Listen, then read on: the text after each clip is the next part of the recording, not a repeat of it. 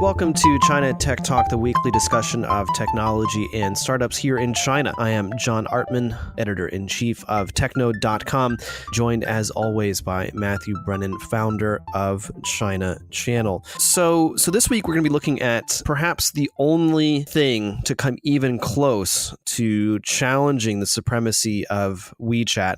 And when I say come even close, I mean it's not really close at all. But its stellar rise has been fascinating to watch and surprising to a certain degree, given the fact that the messaging space seemed to be completely locked down by WeChat. And so, of course, we're talking about Bullet Messenger, developed by Kwairu Technology, which is actually backed by Smartisan. And we'll talk a little bit about Smartisan in a second. It was released in late August and has gone on to gain so many users so quickly and to gain so much attention and supposedly get a lot of funding just right out of the gate. And so it's one of those stories where things just happen so fast. And so we'll be looking at what exactly Bullet Messenger is, where it comes from, and maybe even get some predictions in about where it's going. So Matt, have you had a chance to actually use this app yet? Yes, I have. Definitely. How was it? Yeah, so there's a story there, actually. Maybe I'll get the story out of the way. Yeah, please.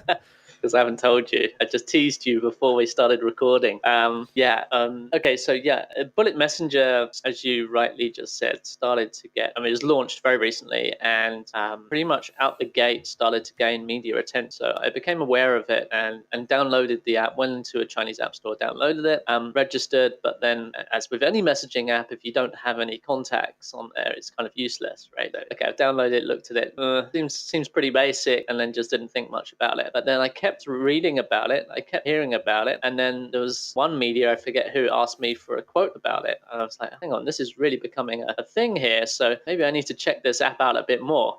So I went onto Weibo and found some QR codes that were posted on Weibo for groups in Bullet Messenger, because it works exactly like WeChat, right, with regard to like you can make a group and then form a QR code for that group and then share that QR code anywhere, and people then can join the group QR code. So joined about 4 or 5 different groups, and then from those groups expanded out into other groups and then more and more groups. And after a couple of literally using the app now for a few hours, I'm in about 40 different groups, just checking out what people are talking about and how features are used, blah blah blah. And I'm really puzzled at this point because Bullet Messenger at this stage is clearly creating a lot of media buzz in China and gaining traction. And I'm totally confused as to why that is. Bullet Messenger does have some differentiated features in terms of voice to text that I think we might go into a little bit later on. But for me, that didn't seem a sufficient reason as to why this app would actually gain traction. But after using it for a couple of hours, I realized, hang on, like a lot of these groups actually have like pornography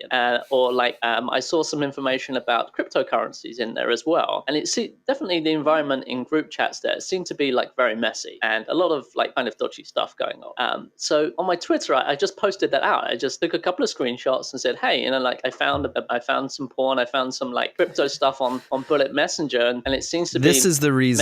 This is the reason that everyone was flocking to Bullet Messenger. Right. I just said this could be a reason. Right? I was like, I'm confused, like I'm genuinely puzzled why this app is getting hot, and this could be a reason, right? It makes sense because WeChat's heavily censored, as we all know, right? It's actually legally for group chats, it's quite well known that the group leader is actually legally responsible for what happens in the group chat. A lot of people are freaked out by that. But Bullet Messenger is kind of very new, open, probably not watched by the government to the same degree. So if you're going to post something sensitive in China, it's definitely personally, I would much rather post it on Bullet Messenger than on WeChat. So there is a certain logic there. Anyway, I posted the tweet out. Didn't think much about it. I mean, my Twitter is fairly well followed, but I post on there regularly, and usually nothing happens. But this one tweet got picked up by tech media in China and got posted a considerable amount of times across all different kinds of media, and became incredibly popular. And it's no exaggeration to say like millions of people read about my tweet. And it got to a stage where pretty much overnight I I became kind of like semi-famous as the foreigner who found porn on Bullet Messenger, which I'm not too sure how I feel about that, to be honest. Like, it's not really what I want to be known for. No. In China. But I think this to some degree threw a spanner in the works for the Bullet Messenger team, and certainly the PR team seem to be quite pissed off about this. Certainly, it's not what they want to be known for, and it could potentially lead to some issues with the authorities if that becomes widely accepted as a reason to use the app. So they weren't too happy about this, So a couple of days later, I get a random text message from WeChat's PR team, who I know, and they're like, Matthew, we'll try and get this article taken down for you, or like we'll try and complain about it for you. I was like, what article are you talking about? And it seemed like basically Bullet Messenger's PR team had done a very long article about me, like questioning A, am I a real person? B, am I working for Tencent? And C, like what is the real reason that I posted that on Twitter? And so there's a long article on Dribble, it's still up, about me, like questioning all this stuff. And they exposed my phone number, they exposed the IP addresses for websites that I run, and the article also encourages people to like dig up more information about me. So I was actually, so I mean, in the parlance, they doxed you. No, there was no hack against me. No, but I mean, they went through and they figured out like where you are, who you are, and revealed that information to the public. They revealed, they did a whois search on my websites, and like found out, and then which websites I've registered, which I've got a couple of websites under my name. That's pretty close to a doxing. I mean, it's obviously, I mean, it's almost like a human flesh search, but right. Not well, that's what I was really thankfully concerned about. I was like, oh no, because the article was definitely pitched in a way to encourage people to do that. Yeah. So it was like, we're not going to human flesh search you, but maybe someone could. So it was, kind of the underlying. That's messed vibe. up. And that's really messed up. Yeah, exactly. That's very messed up. And I found myself, rather unexpectedly in the middle of a sort of PR battle. I mean, well, it wasn't even a battle because, to my knowledge, although the implications were that the whole thing of my tweet becoming so popular was basically they're saying like that it was done by Tencent, right? That it's like the whole thing was backed by them as sort of a way to take down Bullet Messenger, which to my knowledge it totally was not. Like I had no communication with Tencent PR on this, and it's possible they could have encouraged people behind my back to post about the tweet without my knowledge, but I think it's highly unlikely. Well, I mean, I think it's interesting. So, I think that we've actually gotten questions about this podcast and whether or not Tencent is paying us, or if we get some type of preferential treatment from Tencent for some of the topics or episodes that we do. And I think this is probably a good time just to call this out really quickly now that this is kind of we're talking about it a little bit. We get no money from Tencent to do this podcast whatsoever. We actually have no sponsorships. We're not making any money off this podcast at all. If we did have sponsorships, if Tencent or any other company was paying us to do this podcast, it's the same on TechNode, that we would make it very, very clear that was the case, or at the very least, we would call out that relationship. Because again, like I've had people ask me, so like, John, like, are you guys getting money from Tencent? No, we're not. We're not at all. I mean, maybe they should be giving us money. Maybe that's something that we can talk to them about. But certainly, on China Tech Talk, we make no money off of this whatsoever. This is a passion project for Matt and I, and it just so happens that we're interested in a lot of what Tencent is doing, and especially from Matt's side, that's where a lot of his expertise comes into play. And so the idea that a different company. Sorry, one second. So the idea that that you would post this because you are on Tencent's side and against Smartisan or Bullet Messenger makes absolutely no sense. And it's interesting too, because this happens to us every once in a while, where we'll post something that we think is fairly, let's say, innocuous. We're just reporting on what's happening, and then a company's PR will get in touch with us and be like, "What the hell are you doing?"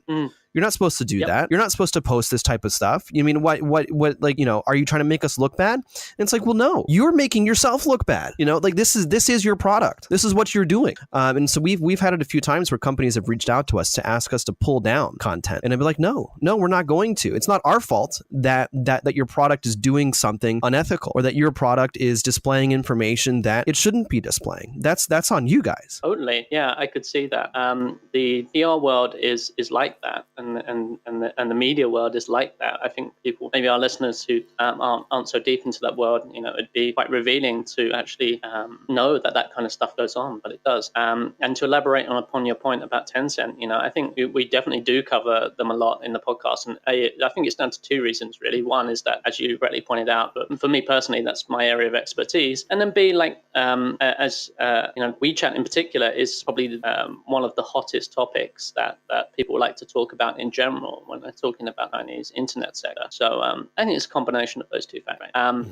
Yeah, and it's funny actually, because when I first pitched the podcast, doing the podcast over a year ago, my original idea was to talk about WeChat exclusively. Yeah, it was actually. Obviously that hasn't happened. Yeah, Yeah. I forgot about that. You're right, John. Yeah, John originally pitched this thing as a podcast just about WeChat, and I was the one who said, I think my take on it was like, that's too narrow. Maybe we'll make it broader, and I think that was the right choice. But so that's the origins of the podcast. I totally forgot about that actually, John, until you said that. You do need to be clear about your sources. You know, when we've actually reached out to Alibaba. We haven't had a proper Alibaba guest on the podcast, but we have reached out. We haven't. And I think I remember clearly reaching out to them and being brushed off.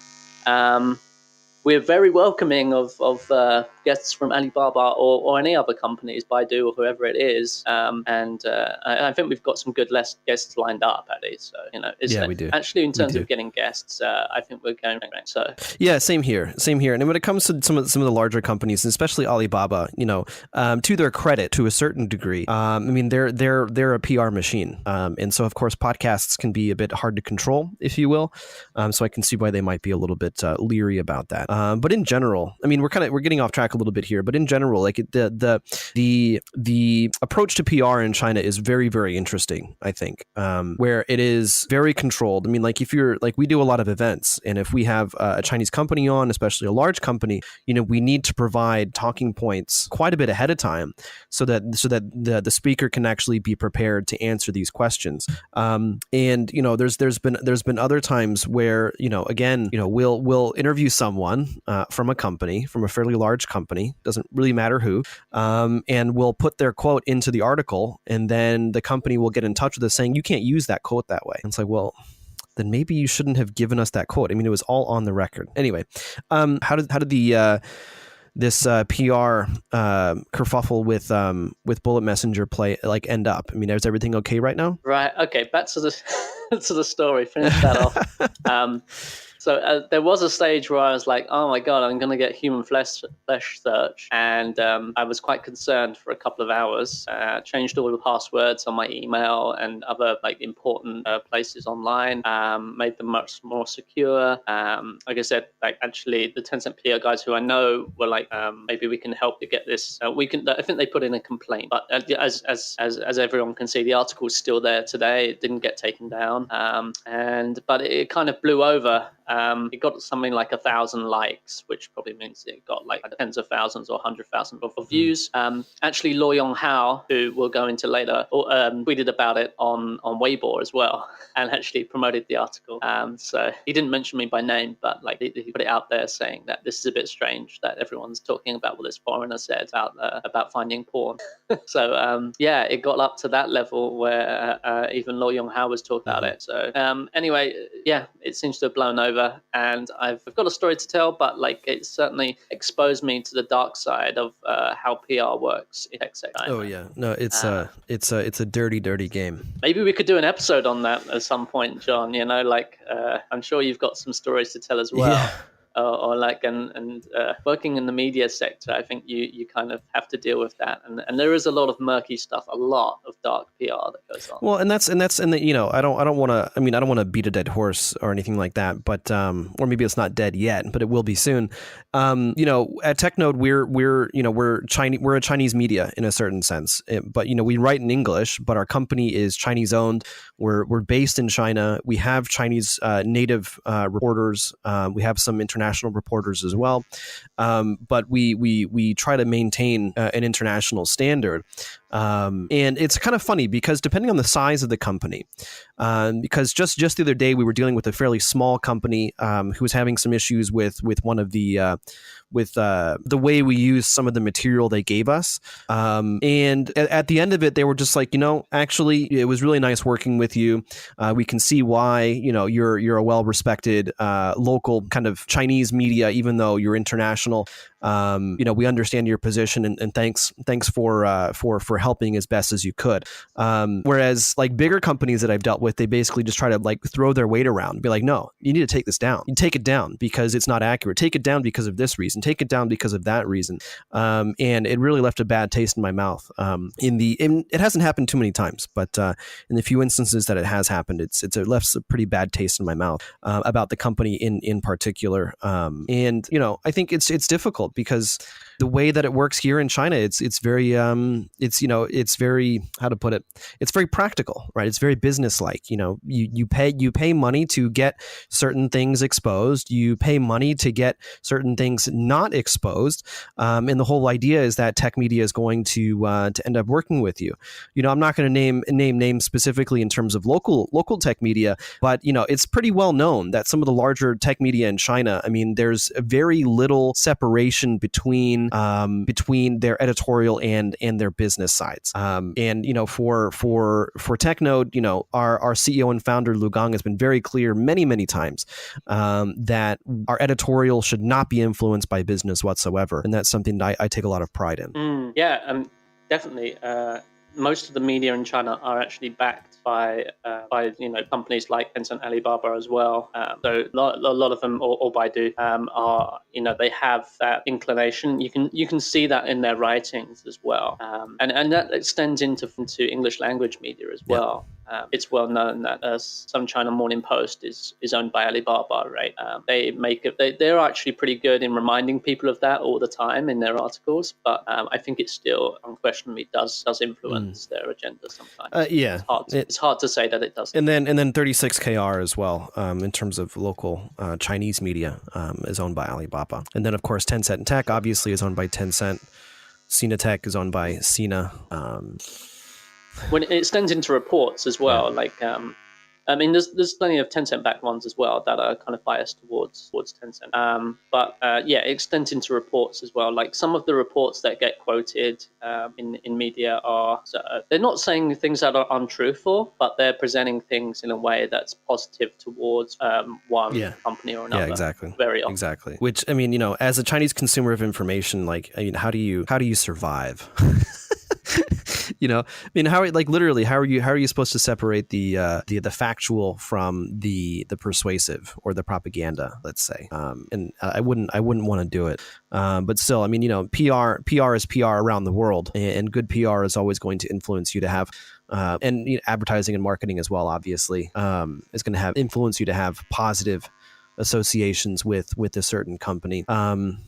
And there's a lot more that I could say about this topic. That's for sure. But I'm just glad to hear that we're going down a rabbit hole, I feel. But I'm just glad to hear that Matt, nothing too negative has happened, because doxing, human flesh search, and that's some serious stuff. And the fact that Bullet Messenger would come close to doing that, I mean, honestly, I have what little respect I had for Smartisan and Lo Yonghao has kind of gone out the window. Well, as we're going to later, Smartisan in China, perhaps we give some backstory on them now would be a good time. But they're kind of, some people view them as a cult. They're certainly very hardcore following around. There's a small group of Smartisan users. I think they have about 1% market share. It's pretty small, for Android, something in that region.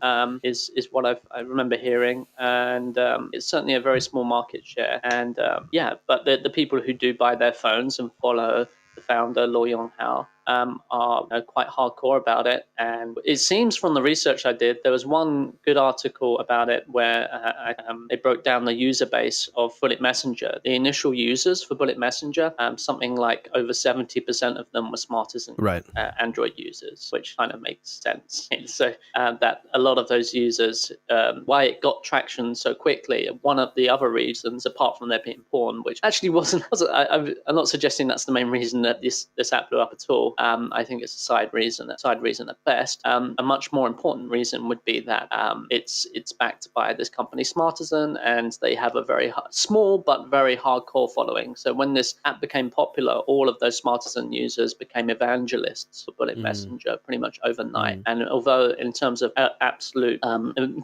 market share, they are quite small, in terms of absolute numbers, it's still quite big.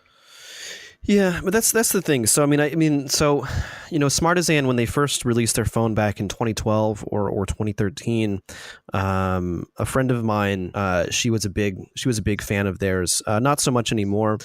She bought the phone. She was one of the first to like buy like the first generation or second generation Xiaomi phones.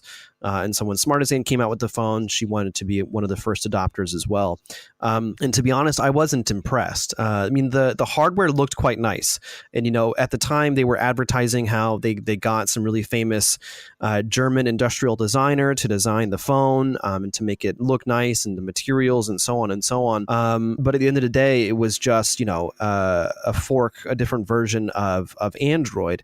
And even the UI to me didn't really make much sense. And they tried to do something similar to what Xiaomi had done, although put their own twist on it so that they couldn't be completely accused of copying. But doing something similar where, on iOS you have the home screen, and the screen that you're presented with is very similar to a desktop in a certain sense, in your Mac or your PC, where all of your apps can be immediately seen and accessed from the home screen. Whereas vanilla Android, they've taken a very different approach, where the home screen is where you present all the information that you could possibly want. Maybe you'll have some shortcuts to things. Maybe you'll have some shortcuts to apps or shortcuts to other information. But the whole idea is that you should be able to control large parts of your phone and access, a commonly used information very easily from your home screen. And then you have the app drawer, where all your apps are kind of listed. They're not really organized, and they're all just listed in alphabetical order. And so what Xiaomi did was they took a page from iOS, they made it a home screen with all the apps on there, and Smartisan tried to do something similar, and it was just weird. They basically they pushed everything into zones. So they split the actual screen into, I want to say it was like a 3x3 or a 4x4 squares, and every single thing actually had to fit inside of there. And so it was very, very awkward to me.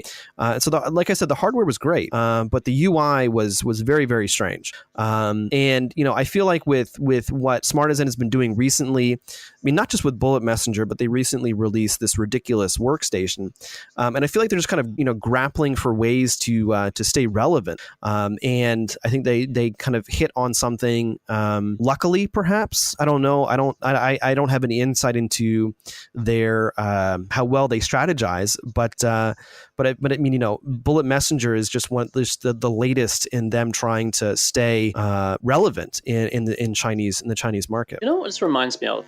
Actually, just came to me. It really reminds me of the Luxin Qinghua, the game about the frog game, like that. You basically had a pet frog and looked after it, and it's like a very, very simple, silly game. You mean Travel Frog? And it became it would go away, and that was it. The frog would go away and travel. You come back, and the frog's going on holiday, and then you have to wait for it to come back. And you're kind of like nurturing this pet frog, and this game became an overnight success last year, I think it was. In China. It's a while back now. And I was left, me and my team, I remember having conversation why is this game so popular suddenly? It doesn't make any sense. But it suddenly became like super hot. And then it just blew over within a space of literally a couple of weeks. Yeah, it was like 2 weeks, 2 or 3 weeks. And Alibaba ended up buying the game, the rights to it, because it was actually a Japanese game, Right. and now it's integrated into Taobao. But yeah, very strange. Like what sparked Bullet Messenger to become so hot suddenly is a really interesting question. I mean, so if I were to take a quick stab at it, I think part of it is just that people are interested in alternatives, and I think that this is kind of one of the things that we're seeing, not with just messaging, but also with food delivery, but I think most prominently with ride hailing. Notwithstanding Didi's kind of big kind of security / PR problems that they've been having recently, but just in general, people have been looking for alternatives to Didi for quite some time. I mean, I think that if you dominate a market for long enough, people get bored. I mean, maybe they get dissatisfied for other reasons, but at the end of the day, they're going to get bored with the product itself. And maybe they enjoy using it to a certain degree. Maybe it does exactly what they need it to do. But at the same time, if there's another compelling product, it doesn't even have to be as compelling, but if there's another compelling product that does something similar that might offer a new experience, I think that a lot of users are going to be willing to try it out.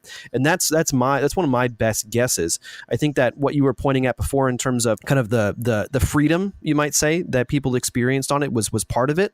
But I think the initial part was just an alternative, something else besides WeChat. So, you can, because that's always what's kind of cool about social networks and new ones, is that because it's a different experience, because it's structured differently, the way that you experience is going to be different, but also the way you interact with other people will be different. The types of topics and types of people that you might meet be different.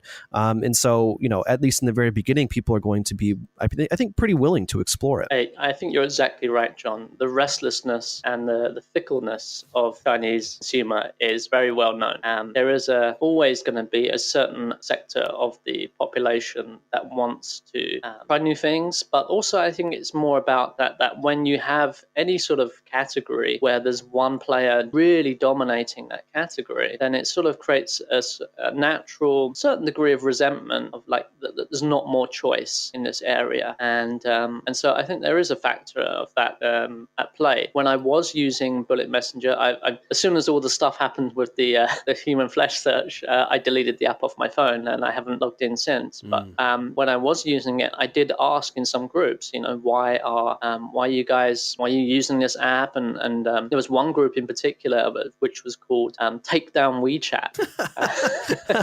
And I was in that group and I just filled out a genuine question, why do you guys want to take down WeChat? And the answers were kind of similar to along this line of like this area is like a monopoly and like we want more choice, and like there needs to be an alternative to WeChat. We don't want to play in Tencent's garden all of the time, things like this, which I think is fairly understandable. I think especially for people who care about the people in the IT industry or in the internet industry. I think those are legitimate concern. But I don't think I think also there's a lot of curiosity that once PR reaches once media is talking about it so much, that you're going to get a wave of people coming in who are just very curious. Yeah. What's this app? Like, why is everyone talking about it? And lots of people will download it and try it out. But those people will quickly leave. They're just testing it out. I think the majority, my guess would be that the numbers that Bullet Messenger are announcing, which at one stage I think the latest is something like 7 million users. Yeah, 7 million. That was right? About a week ago. No, late last week. Yeah. At one stage they gained about 1 million users in 24 hours. So I'm pretty sure that most of those users are downloading from pure curiosity to try out the app, and then the vast majority of those would not remain very sticky. They would use it once and then leave. So these are numbers that they're announcing sound a lot more impressive than they are, right? Because now everything's an active user, everything's a monthly active user because the app's so new. But most of those are not being retained. Retention rate would be I guess like in single digits. Well, my wife, who is not, she's not into tech at all. we were driving home one night from work, and she was like, "Hey, did you hear about this app? They just got a lot of money for this thing." Like, what? Why are you talking to me about funding and stuff like that? And it turns out she was talking about Bullet Messenger. And so the fact that my wife heard about this, I mean, she doesn't really like consume news as entertainment, you might say. It's more that she gets news from her friends and from people on WeChat and chat groups and things like that. And so the fact that she was actually exposed to this information, I think, just goes to show how viral the kind of like what you were saying, how viral the app was in terms of awareness. I was doing a quote for one media internationally about this topic because of the whole story that I said at the beginning. A lot of people came for me quotes about it, and one person made a really good point, which was he said overall it seems to be that the speed of disruption in Chinese internet sector seems to be getting faster and faster. That we've seen this, a lot of topics that we talked about this year, things like Luckin Coffee is a really great example, right? So those guys have really moved so fast and come out of nowhere and come to disrupt the coffee market. And now here we're seeing this Bullet Messenger comes out, and within days it's got funding, and within days there's a lot of media attention and millions of users. It does seem to be like things have speeded up in terms of how people are able to move into different markets and create and try to either disrupt or try to disrupt that market, where especially very established ones, coffee messaging. If you'd asked us last year, would we be talking about that new entrants into these markets this year, I would have said definitely not. It's these are like very the battles are over, these markets are won, they have their monopolies now. But yeah, it does seem to be like things are speeding up, and my reaction to that would be that right now there's a lot of money in China chasing very few good ideas, so that's one factor, that getting funding is getting easier. And then another factor is that there's a very large pool of experienced entrepreneurs now who have an established playbook for how to move fast and disrupt things. I think Luckin's a better example of that, of like how they've been able to scale their O2O stores so fast. They've in terms of executions, it's like seems that it's easier in China to do that this stuff these days. That there's a wealth of talent of mid-level managers and operation managers that know how to move extremely fast and scale operations fast. And here we've got this is being backed by Luo Yonghao, who's Smartisan. They've been in the market for X amount of years. They've got established operations, PR, investment contacts. And so when an opportunity like this arises, they know exactly what to do, and they can move extremely fast to like, okay, let's get funding from these guys who who are contacts, and then we can get further funding later on. We know that we need to continually announce numbers going up, create media buzz, create a little bit of attention, David and Goliath sort of style thing with us against the incumbent, here is WeChat. All of this stuff is a playbook of how you create media attention, get investment quickly, and move fast in terms of your product as well. So yeah, it's interesting to see that dynamic. Yeah. Yeah, I mean, but that's the thing. I mean, so when it comes to, so the big question for me right now is whether or not Bullet Messenger is a flash in the pan. Because, talking about kind of Luo Yonghao and the resources of Smartisan again, I mean, like, they haven't been relevant to the market, since like their first phone came out. It generated a lot of buzz because of that, but it never really took off. So I'm wondering, whether or not they really do know how to make a product that actually is sticky and lasts. And, Luo Yonghao he's really good at kind of just, as you said, he's kind of made a cult around Smartisan.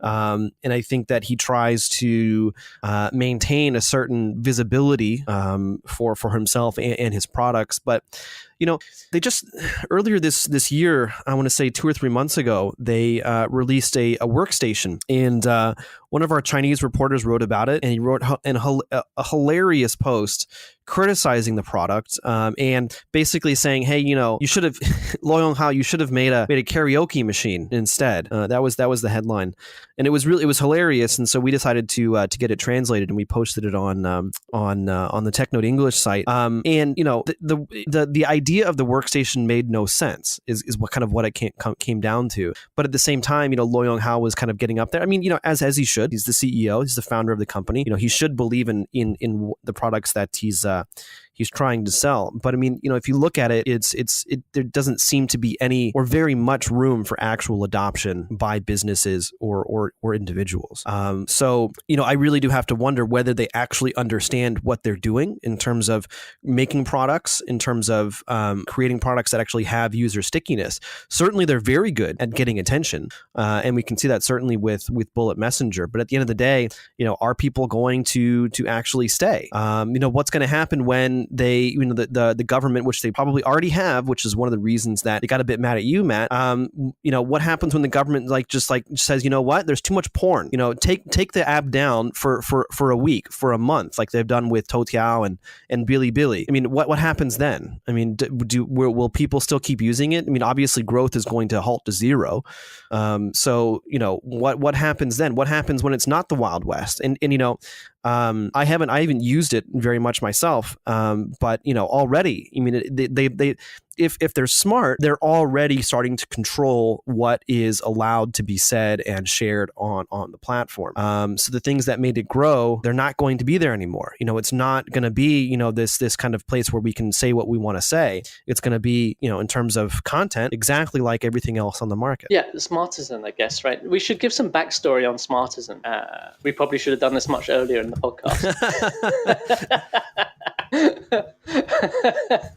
But never mind. So Smartisan, they've been around for quite a considerable time. 2012 yeah, is when they started off. They produce phones. They have a very small market share in China, and the founder, Loyang Hao, is a very well-known character, shall we say? Yes. In the Chinese internet industry. A former English teacher from Jilin, which is up in the northeast of China. I've been to Jilin twice. Very, very cold place.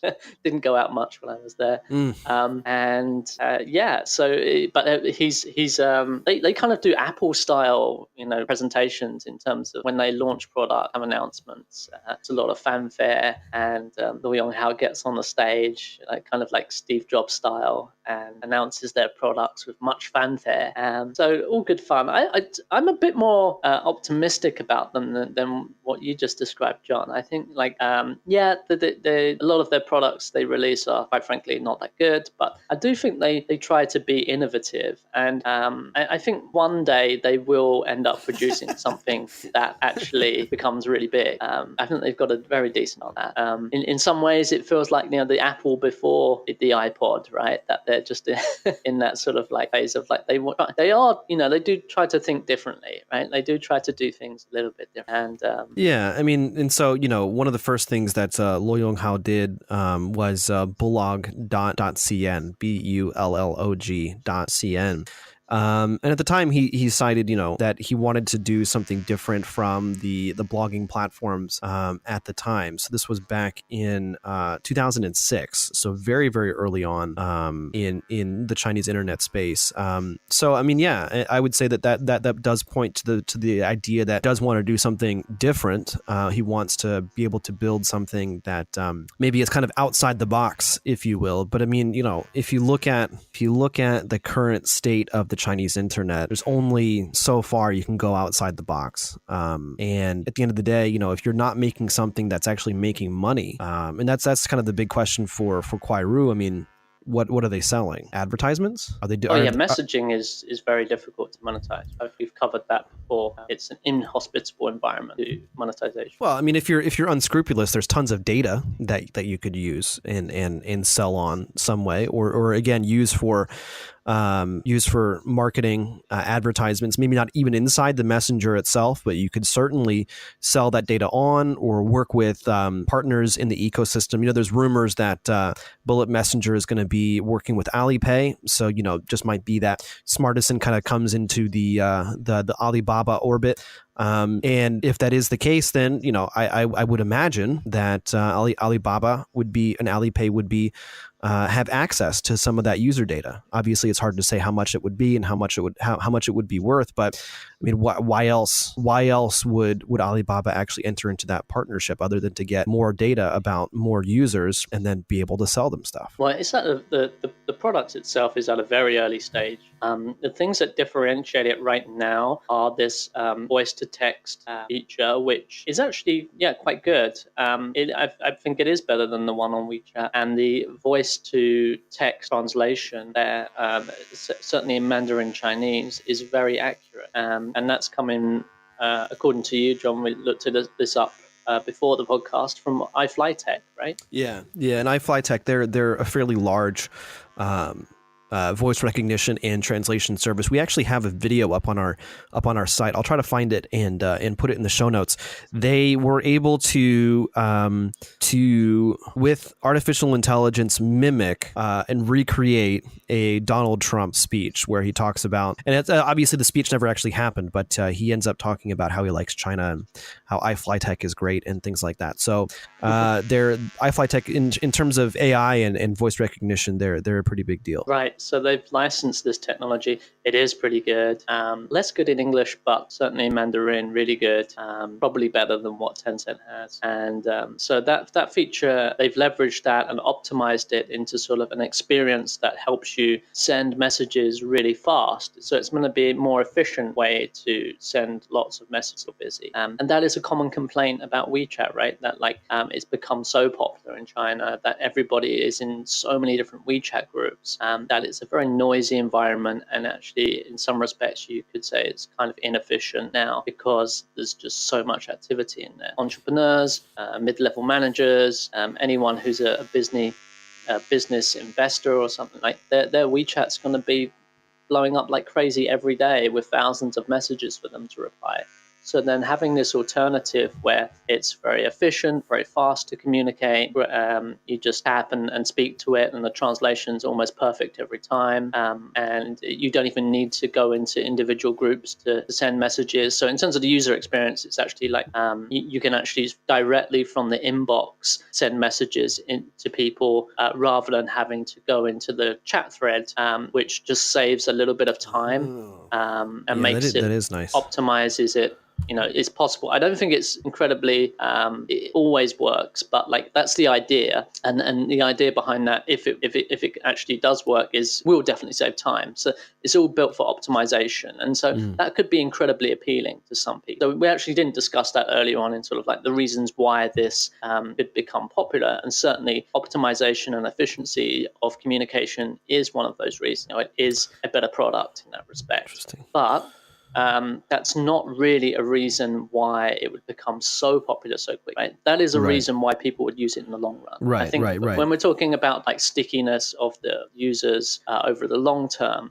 features like that will be very important, and that's a reason to use it. But in the short term, I don't think that's really driving this whole thing. Well, that is interesting because we talked about this before, and WeChat, for good reason or for understandable reasons, let's say. They're not really innovating very much on or they're innovating very slowly on the user experience and the user interface. But that's the thing.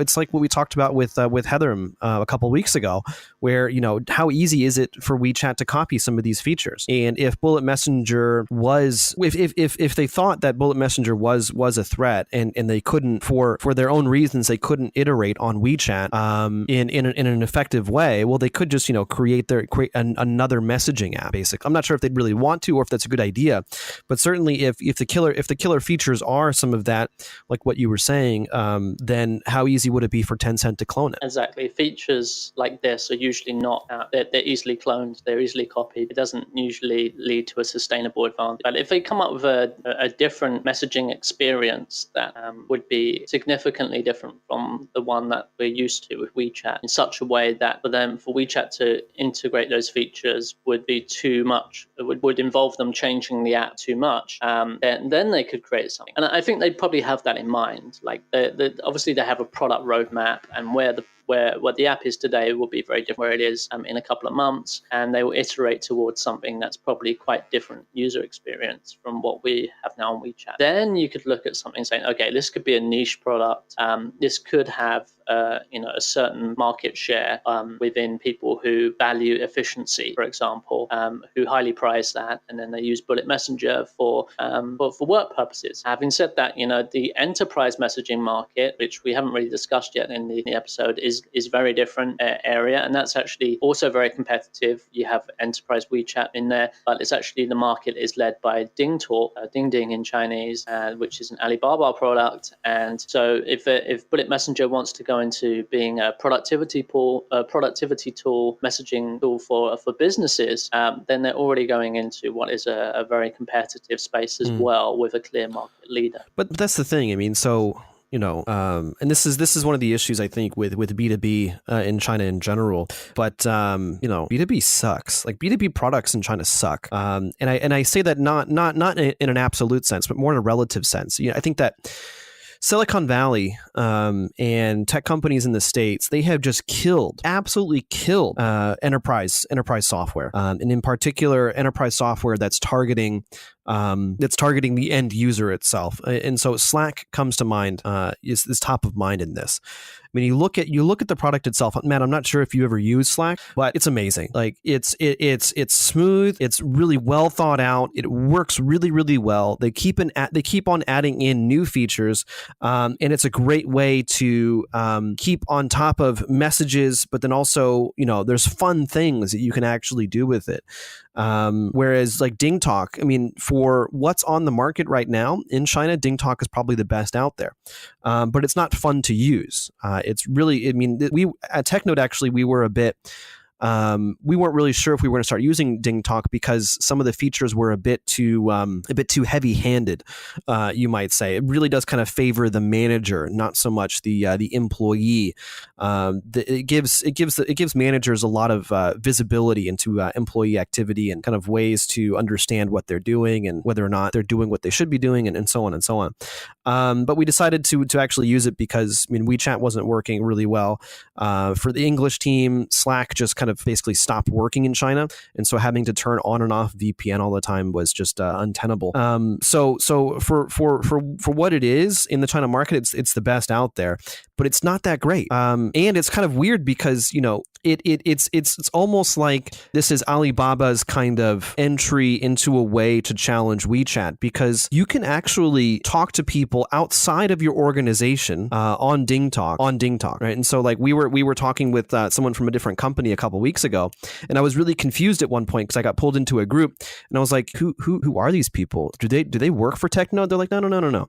They don't work for us. They're part of a different company. And I was like, whoa, you can actually do that? Because like there was nothing to say that they were outside of our TechNode organization. Like Slack, for example, Slack has completely separate instances, and that's one of the ways that they monetize. And so what DingTalk is trying to do is, in some ways, it's almost Alibaba's WeChat, but it's coming from a different direction. It's targeting the enterprise market first, and then maybe moving into consumer, whereas WeChat has kind of gone the other way. Yeah, that's a pretty interesting dynamic. I think you're totally right that enterprise productivity SaaS platforms mostly are nowhere near as developed in the China market as they would be in the States. And due to the firewall, a lot of the products, as you just mentioned, Slack is a great example. They don't work here in China. I have used Slack, not that much, but I have used it. And as you just referenced, it's pretty difficult and annoying to use in China. So unfortunately, I don't. There's also another player, Teambition, right? Based in Shanghai, I think. So they have